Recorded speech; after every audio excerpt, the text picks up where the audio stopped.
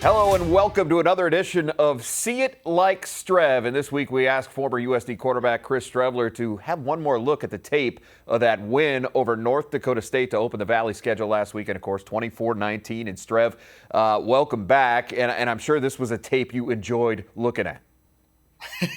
I went through it a couple times, man. They played great, and what a big win for their program.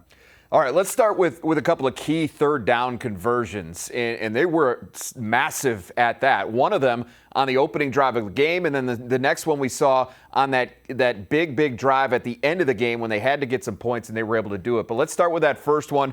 It's 3rd and 13 from the USD 22-yard line on the first drive of the game. They're behind the sticks. First couple plays have been negative plays. They take a false start on the first play, and you're thinking, okay, Fargo Dome, tough place to play. They've been in this situation before. I could see how this is going. Well, they come out 3rd and 13, and they run an RPO.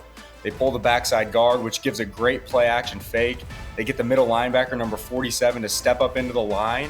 And when they're in a too-high defense like that, the RPO brings the Mike backer in, and they're able to hit a slant to Carter Bell right behind him. Nice, easy throw, good completion, puts the ball on his body, gives him a chance to get upfield and get a massive third down conversion where kind of take the crowd out of it a little bit, settle everyone down on offense, thinking, okay, we can move the ball on these guys. It's not going to be like it has in some years past, and really get things rolling for them. And like I said, calm down that really loud and tough Fargo Dome crowd. Yeah, it was just a couple of plays later where Bauman found Bell again for that 50-yard touchdown, got him on the board, put him up 7-0. And then fourth quarter, NDSU right back in this game. It's a one-score game. USD had to execute some sort of drive.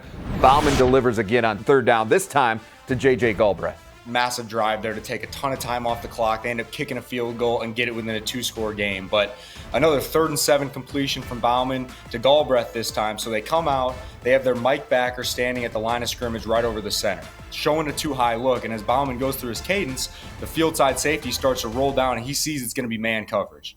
That safety's playing outside leverage, playing about 5-6 yards off, which is great leverage for an inside slant, especially when that Mike backer's mugged up in the A-gap.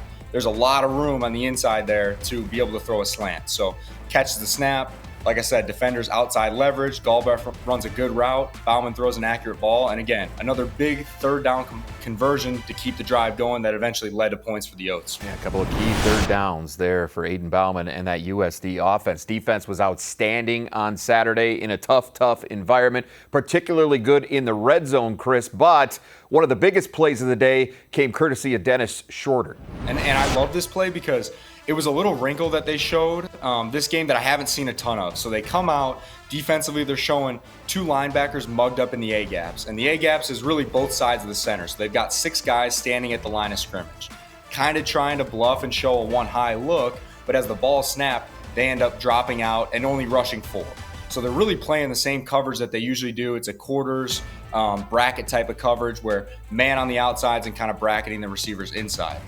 With that, they end up double teaming the backside single receiver. So the safety end up getting over the top of that receiver, and the corner, knowing he has help over the top, is able to play underneath of the fade route that the receiver runs. When the quarterback catches the snap, he doesn't see that the safety's over the top. He just looks at the receiver, and at that point, not a good coverage to throw a fade, and the safety's able to get right over the top and make a great interception, got 2 feet in bounds, and just a massive play that, again, led to more points for the Oats. Yeah, Shorter was outstanding. Defensive player of the week in the Valley this week. Tied his career high with 13 tackles. Had an interception that didn't really count, but it was a huge play at the end of that game on the 2-point conversion as well. So a good day all around for Dennis Shorter. But that particular pick, Chris, as you just mentioned, led to points. The second hookup between Carter Bell and Aiden Bauman. And again, this is another display of Bauman's ability, improved ability to make plays out of the pocket. Jay, I love this play. So, the things we talked about last week leading into this game, one of the big points of emphasis was, can Bauman continue to extend plays behind the line of scrimmage with his legs? Because that just leads to so many big plays in the back end, and that's exactly what he did on this play.